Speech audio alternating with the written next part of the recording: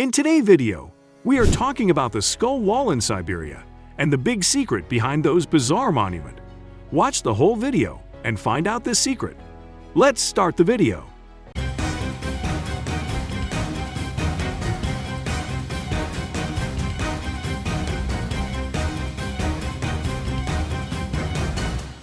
The big secret behind those bizarre monuments. Watch the whole video and find out this secret. Centuries of vicious occupation will always throw a grim story or three.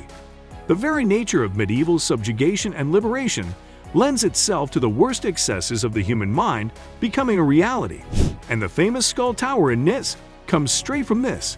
This is video the full story of Serbia's most grisly monument. The occupation begins.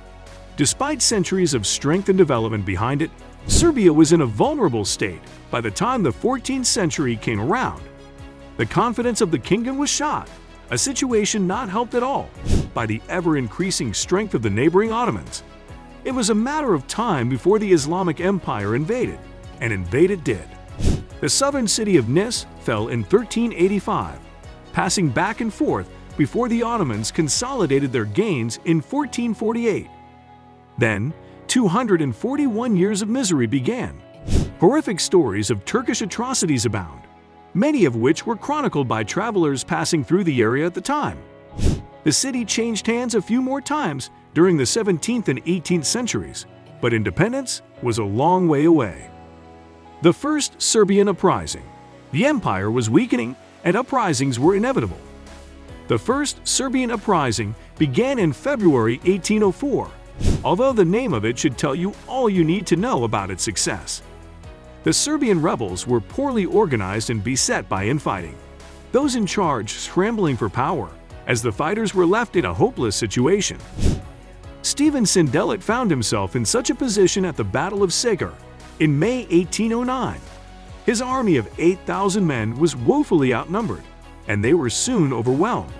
Sindelit knew that unspeakable horrors awaited his men if they were captured, so the man from Svilanek decided to take drastic action.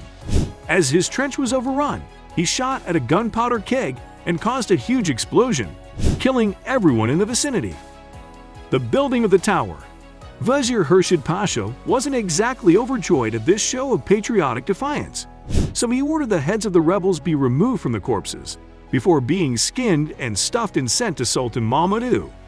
The Sultan presumably appreciated the offering before sending the heads back to Nis to be put to use.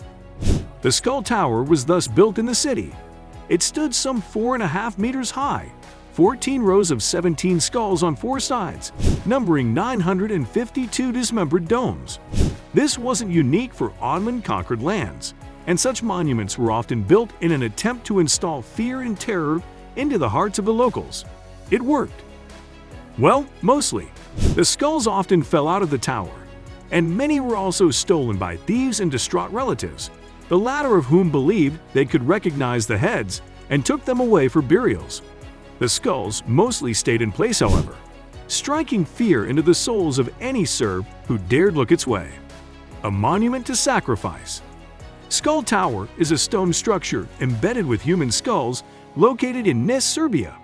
It was constructed by the Ottoman Empire following the Battle of Segar of May 1809 during the First Serbian Uprising. During the battle, Serbian rebels under the command of Stephen Sindelit were surrounded by the Ottomans on Sever Hill near Nis. Knowing that he and his fighters would be impaled if captured, Sindelit detonated a powder magazine within the rebel entrenchment, killing himself, his subordinates, and the encroaching Ottoman soldiers. The governor of the Rumelia Eyalet, Hurshid Pasha, ordered that a tower be made from the skulls of the fallen rebels. The tower is 4.5 meters, 15 feet, high, and originally contained 952 skulls embedded on 4 sides in 14 rows. In 1861, Midhat Pasha, the last Ottoman governor of Nis, ordered that Skull Tower be dismantled. Following the Ottomans' withdrawal from Nis in 1878, the structure was partially restored, roofed over with a baldachin, and some of the skulls that had been removed from it were returned. Construction of a chapel surrounding the structure commenced in 1892 and was completed in 1894. The chapel was renovated in 1937. A bust of Sindelik was added the following year. In 1948, Skull Tower and the chapel enclosing it were declared cultural monuments of exceptional importance and came under the protection of the Socialist Republic of Serbia. Further renovation of the chapel occurred again in 1989. As of 2022, 58 skulls remain embedded in Skull Tower's walls.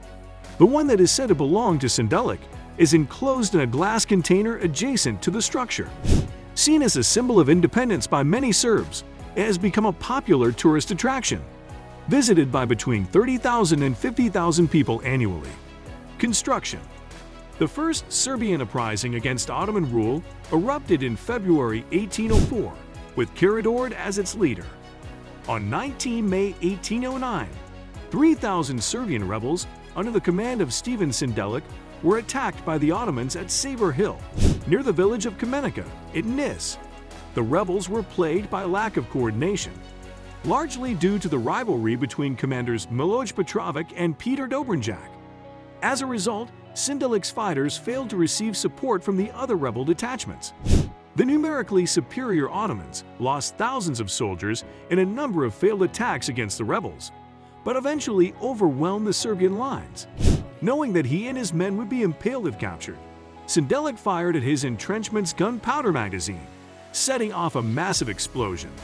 The resulting blast killed him and everyone else in the vicinity. Skull Tower in 1878. After the battle, the governor of the Rumelia Eyalet, Hurshid Pasha, ordered that the heads of Sindelik and his men be skinned, stuffed and sent to the Ottoman Sultan, Mahmud.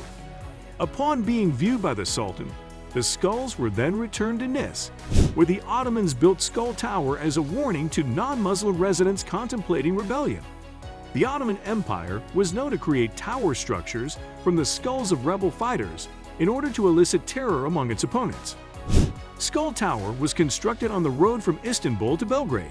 It was built of sand and limestone. The structure is 4.5 meters, 15 feet, high. It originally consisted of 952 skulls embedded on 4 sides in 14 rows. The locals named it Selakula, from the Turkish Kel Kilisi, which means Skull Tower. The French Romantic poet Alphonse de Lamartine visited the tower while passing through Nis in 1833. By that time, the skulls had already been bleached from exposure to the elements. My eyes and my heart greeted the remains of those brave men whose cut-off heads paid the cornerstone of the independence of their homeland. De Lamartine later wrote, "May the Serbs keep this monument. It will always teach their children the value of the independence of a people, showing them the real price their fathers had to pay for it." De Lamartine's account attracted many Western travelers to Nis. Skull Tower was also mentioned in the works of the British travel writer Alexander William Kinglake, published in 1849. If you love similar content like this, take a look at my other videos. And if you like it, please smash the like button. If you have further questions, feel free to comment down below. See you in the next video.